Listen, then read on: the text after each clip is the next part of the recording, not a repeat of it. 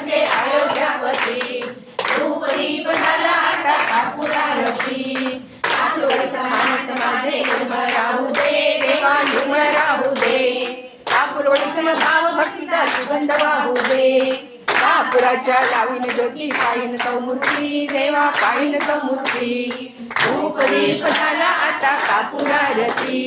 ज्ञान कळे ना कळे काही मजला ना कळे काही शब्द रूपी गुंफून मला वाहते पायी